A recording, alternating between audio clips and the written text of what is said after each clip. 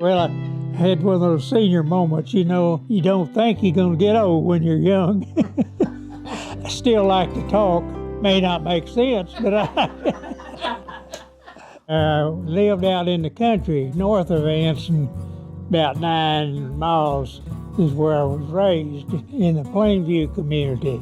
I was a little boy, started out 9 years old. My dad had me driving 2 mules and a little one-row plow. He'd have me plowing right beside of him, and I couldn't even raise the lever.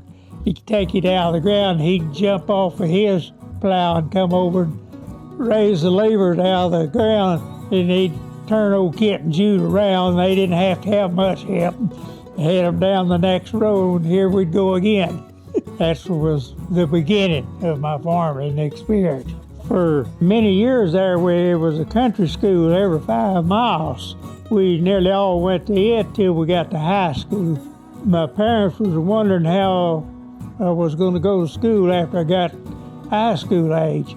Well, the time taking care of that, they started running school buses, and so started Anson High School when I was a freshman in high school. And how long after that did you meet your wife? Well, I met her in high school, knocking for love. Knocking for love. All the girls had a number. Okay. And the boys, they wasn't supposed to know it. You knock on the door and you call that number. Well, if the girl you didn't like, you just went out there in the front yard and turned around and come back. That doesn't pass y'all's day, huh? I guess it. That's right. That pretty little girl from Hamlin that transferred to Anson, I decided I better grab her. Not too long after you got married, of course, you was talking about the 1940s, there's World War II. He was drafting all I was about that time, and Lubbock Army Airfield was just being completed. They was building airfields, opening them all over Texas. You know, Texas was the #1 place for airfields on account of the climate, you know. After I was there a while, they let us, the married ones, we could live in town, and we did. And I lived on 17th Street, and 19th Street was the far south as Lubbock went. And then shipped me to Alaska, and I spent from August to February in Alaska. Went up there in the summertime. It was beautiful in Alaska in the summertime. We went by train down to Seward, Alaska, and we was going to catch a ship home.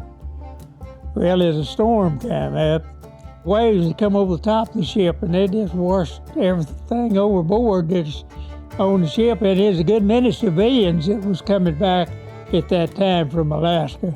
There's a room there that you could kind of get out of the weather, and they was all getting back there out of the weather. And I thought, no, when this ship goes down, there's no chance in the world there. And so I just stayed on the deck, wrecked the ship, and broke it half in two, and we knew it was going to break all the way in two, and so we all got on the front half.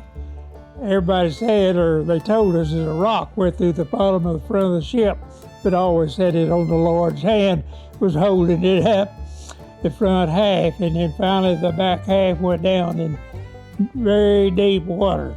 After a couple of days there, they finally found us. We was lost at that time. They didn't know exactly where we were, but anyway, they found us and picked us up on a merchant ship and sent us back to Alaska, and then we caught a plane home in a few days from there.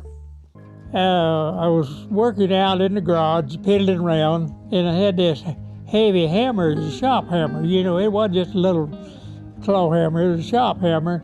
I knocked it off, and it landed on top of my foot.